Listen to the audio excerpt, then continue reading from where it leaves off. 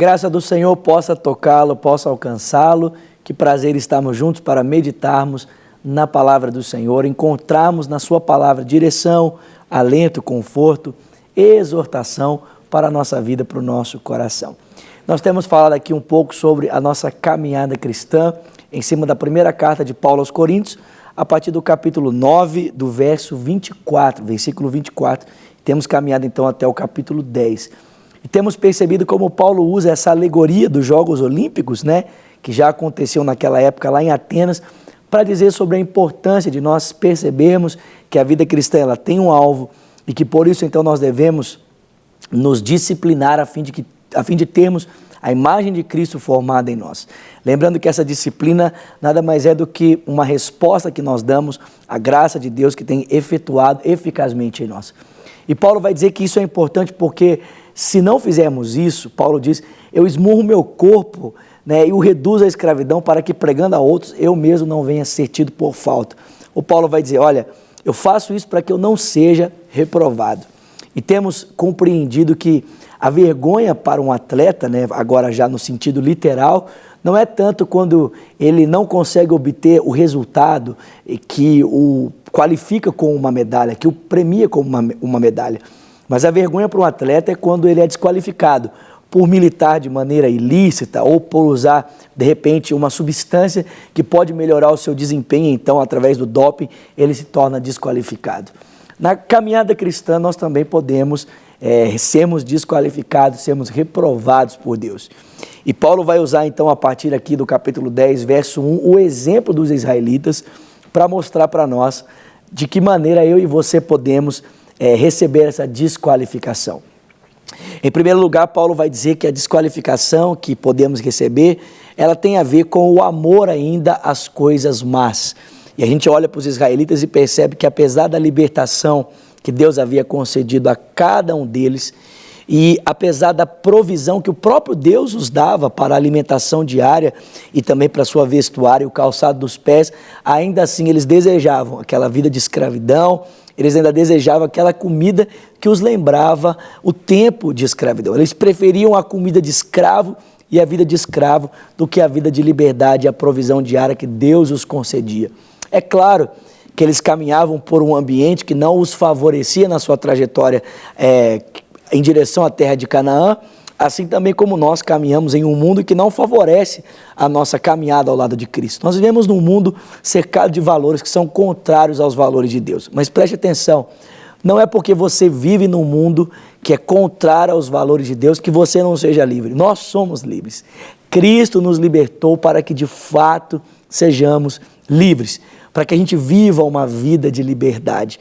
E também temos sido alimentados diariamente por Deus com a comida que Ele tem provido para cada um de nós.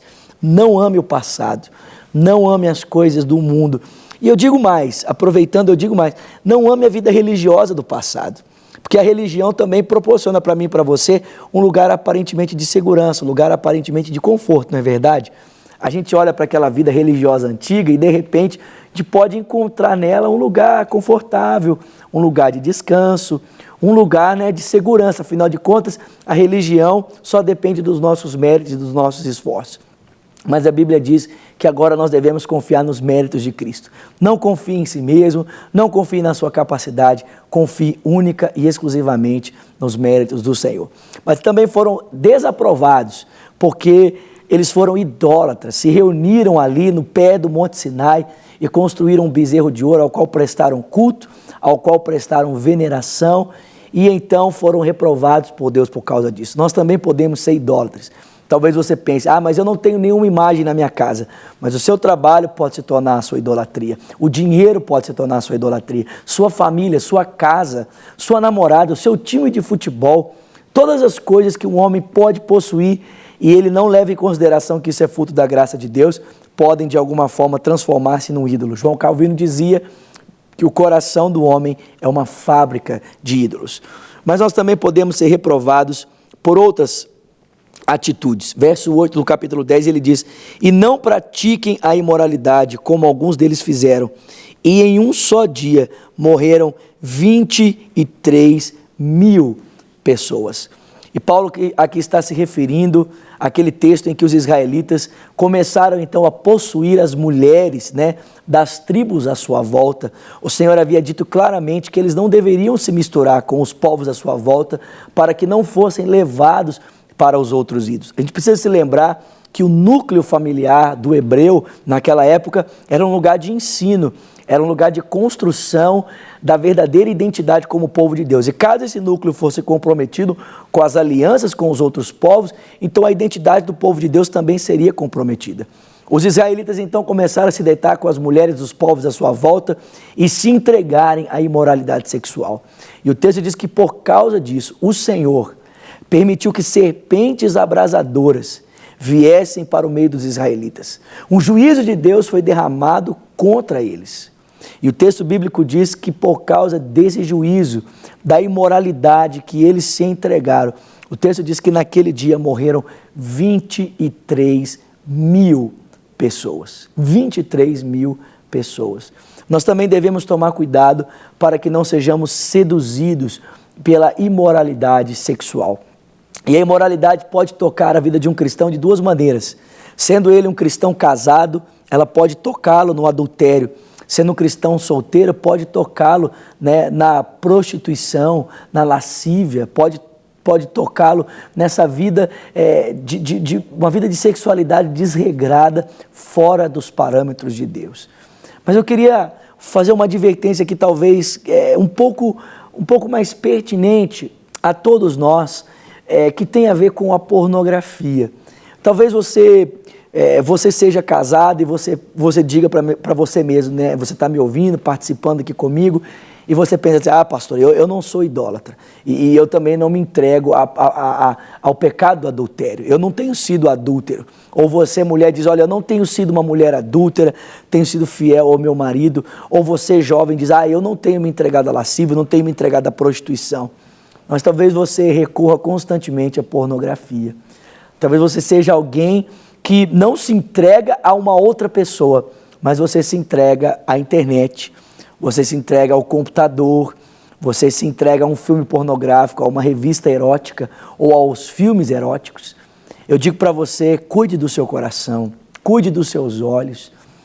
Também é pecado quando eu e você fazemos uso desses meios ilícitos para saciarmos a vontade do nosso coração. O texto diz que por causa da prostituição, por causa da imoralidade sexual, os israelitas foram reprovados por Deus.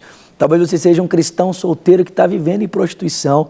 Prostituição não é só quando você contrata uma pessoa que faz uso do seu corpo, né, para sustentar a sua vida. Não, a prostituição acontece todas as vezes quando você usa do sexo fora dos parâmetros que Deus concedeu para que a gente deva usá-lo. Isso também é prostituição, isso é lascívia. Ou quando você, marido, você usa, né, do corpo de uma pessoa fora do contexto do seu casamento, isso é adultério, isso é pecado. Por essa razão, os israelitas foram reprovados por Deus. Que Deus nos conceda graça, que Deus te conceda graça, para que eu e você não sejamos reprovados nesses pecados em que os israelitas foram reprovados. Só quero deixar rapidamente com você o nosso telefone, 3429-9550. Ligue para nós, caso você precise de ajuda em uma dessas áreas. Queremos orar por você e aconselhar você. Se Deus quiser, voltamos amanhã para continuarmos a falar sobre esse tema. Que Deus te abençoe ricamente. Até amanhã no nosso próximo encontro. Até lá. Para receber todas as novidades do canal, inscreva-se. E se curtir o vídeo, clique em gostei. Aproveite para acompanhar a Rede Super nas redes sociais.